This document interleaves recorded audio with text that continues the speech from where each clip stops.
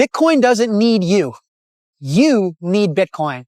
That's at the individual level, the family level, corporate level, the country level. And is there enough Bitcoin for everyone? Well, no, right? That's the point, is that for everything else in life, with more demand, there's more supply. With Bitcoin, you can't make any more. So then more supply comes from within the market. It comes from get a higher price. Oh, you want more Bitcoin? Well, you got to go get it at $200,000 per Bitcoin. There's none left at $110,000 per Bitcoin. Jack Mallers highlights a major shift in macroeconomics, not just a short-term trend, but a full-scale change in the global monetary system. At the center of this shift is a reassessment of the US dollar's role as the world's reserve currency. Once seen as a privilege, it's now increasingly viewed as a liability. Now's the perfect time to hit that subscribe button. Let's go back to the interview. We think that there's a really interesting story unraveling in macroeconomics right now. There's monetary regime change. This is a bipartisan effort in the United States to really question, in my opinion, how valuable the world reserve currency as the dollar is to us. Some of the cons and the burdens that implies on the country are inability to manufacture stuff. We're hollowing out the middle class, the wealth gap it's creating. There's artificial strength in the dollar. There's artificial strength in dollar assets like American exceptionalism. There's a good argument to be made that that's been funded by the trade surplus of foreign countries. And so the fact that the fixed income market, the equities market, capital is rotating and trying to find real returns. Capital is rotating and trying to find a strong balance sheet. You know, companies trading at 50 times earnings, those days might be behind us soon. It's a misunderstood narrative to think that Bitcoin is for, the right or the red or Republicans. It's Bitcoin. If I owned Bitcoin because I thought Trump was going to tweet something, I'd be poor. I mean, right? Bitcoin is apolitical in that sense. It's been successful no matter who's been in office, no matter what anyone said about it. So to be clear, that's obviously not true. But what I think is the really overwhelming, powerful movement is that Bitcoin doesn't need you. You need Bitcoin. That's at the individual level, the family level, corporate level, the country level. It's the same message I gave El Salvador. Was listen, guys, you're not going to be the main character of this thing. And that's the point. Imagine how big something can become if it's a part of all of us and not you. And kill your ego and just be a part of it. Contribute nobly to it. And that is the journey every Bitcoiner goes through. And so I think Donald Trump was interested in Bitcoin, not because Bitcoin needed Donald Trump, because Donald Trump needed Bitcoin. He needed to win an election, right? He needs to find neutral reserve assets that he can start to accumulate in the face of a weakening dollar as he reorders capital flows globally. And so I see it as the natural journey that we all go through, which is I'm smarter than this thing. I mean, how many people have you met that, oh yeah, Bitcoin, no, I already figured it out. It's going to zero, right? And then you realize I'm not smarter than it. I'm not bigger than it. I'm one with it. I just need to be a part of it. And I've watched my childhood friends go through that. I've gone through that. And now I'm watching the United States of America go through that. And I think it's a beautiful journey that will be misunderstood until it's over. And is there enough Bitcoin for everyone? Well, no, right? That's the point, is that for everything else in life, with more demand, there's more supply. With Bitcoin, you can't make any more. So then more supply comes from within the market. It comes from get a higher price. Oh, you want more Bitcoin? Well, you got to go get it at $200,000 per Bitcoin. There's none left at $110,000 per Bitcoin. And so that's what's fascinating. Bitcoin is open source software. It is neutral money. That is a lot of the appeal. And so it is there for anyone to buy it. I find it hypocritical for a Bitcoiner to say, I don't like that Larry Fink can buy it. Kick him out. Well, who elected you, Mr. Mayor of Bitcoin? That's not how it works on purpose. And so Bitcoin's for all. Listen, $900 trillion roundabout is the worth of stuff that humans own. Equities, currencies, sovereign debt, real estate, art, metals, collectibles, 900 trillion. About half of that we've monetized. So you own the art, not to put it on your wall and consume so that your toddler can throw spaghetti on it and ruin your fancy Van Gogh piece, but you're owning it because you're trying to store value. You own the real estate, not because you're living in it, because you're trying to store value. You own the index of portfolio stocks, not because you believe in leadership, you understand the products, you believe in earnings per share growth, but because you're trying to store value. So that's about $400 to $500 trillion of savings that humanity, there's a problem there. This capital is leaking. It's looking for a new home. And so the way we view ourselves is offering a transition into what we believe is the answer, which is Bitcoin, and giving fixed income, giving the equities market's worth $150 trillion. By the way, in Apple and Amazon, these companies are worth 1, 2, 3, 4 trillion. $150 trillion globally. There's a big appetite for a new home through this regime change. For Mallers, personal responsibility is central to Bitcoin. He believes you're not poor or unhealthy because of politicians. You have to take control of your own life. Bitcoin gives you the tools, self-custody, sovereign finance, and the freedom to opt out of broken systems. You can still use centralized services if you choose, but you're not forced to, and that's real freedom. He also shares his company's bold vision, a purpose-built Bitcoin platform co-founded with Tether and backed by major players like SoftBank. Let's go back to the interview. For us, actually, Bitcoin is the most pristine form of collateral we could ever allow a loan against.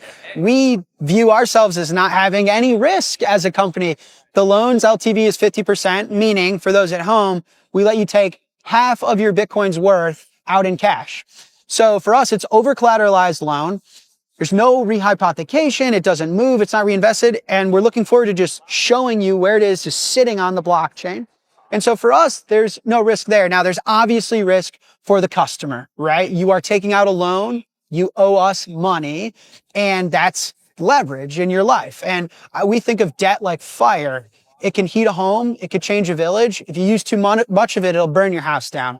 And so you got to be careful. And so I believe in free markets. I really don't think that a new asset class that is the most pristine form of collateral, the best performing thing you can own that we all have access to, that we shouldn't be robbed of the ability. I mean, this is how the VOC built the biggest trade empire. They borrowed against their ships and their land.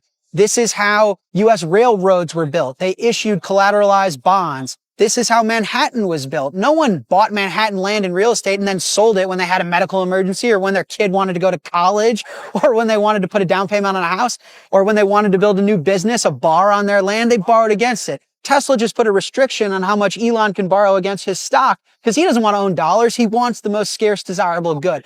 So this market shouldn't be robbed of that opportunity just because some people will misuse the product. So we've gone to great lengths, even doing interviews like this and telling customers, be careful. There are risks. We have to issue things like margin calls to be responsible in offering this product. But where our focus is enabling those that are responsible and where this can change their life. And I think that's the free market attitude that I'm willing to go to bed with at night and feel good. Listen, Bitcoin enables you to self-sovereignly use it in a way that trusts nobody. If you want that, I fundamentally believe that in order for society to restore any sense of harmony, it rests on the idea of personal responsibility. You are not overweight or poor or sad or depressed because of who's in office or because who's your mayor.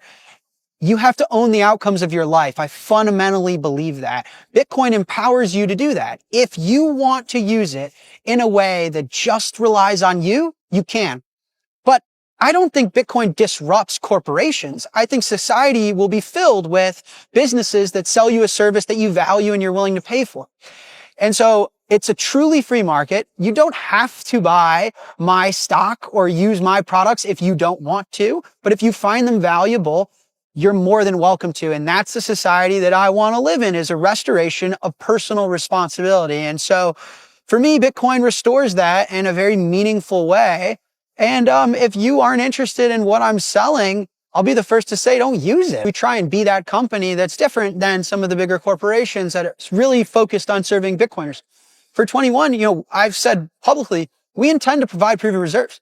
We are Bitcoiners. Paulo and I have held lots of Bitcoin ourselves over the years, right? And so again, we want to do Bitcoin the right way in our financial services, in our businesses, in our public filings, in the capital markets. We think that there's an opportunity to meet the market with the correct trade-offs and offer something appealing that, some people won't like, but we think a lot of people will. We're already, upon approval, we intend to be the third largest Bitcoin treasury in the world. We already own or intend to, at closing, over 42,000 coins. And so this is part of that big enough to win, small enough to grow. We feel like we can carry an institutional appetite because of myself, Tether, SoftBank, the size of our balance sheet, the size of our partners, access to the capital markets. And then where we feel like we're different is, again, we're technologists that have built very successful products in Bitcoin.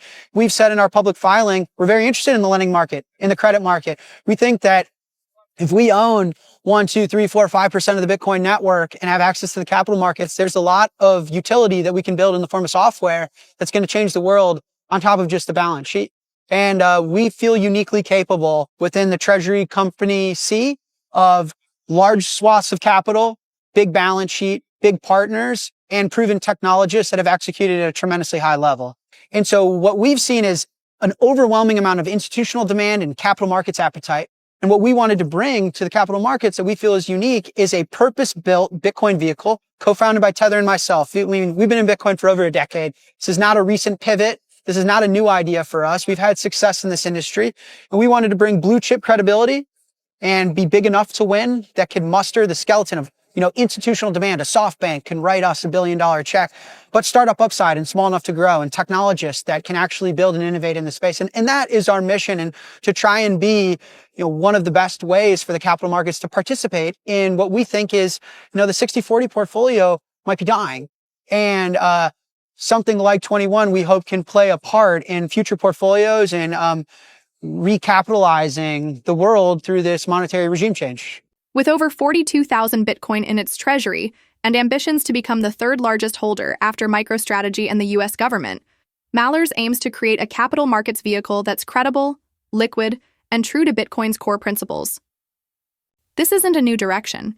He's been building in the space for over a decade.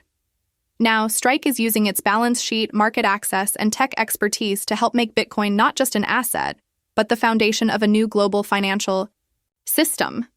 Tap that thumbnail and keep exploring the world of Bitcoin and digital assets. Let's build the future together.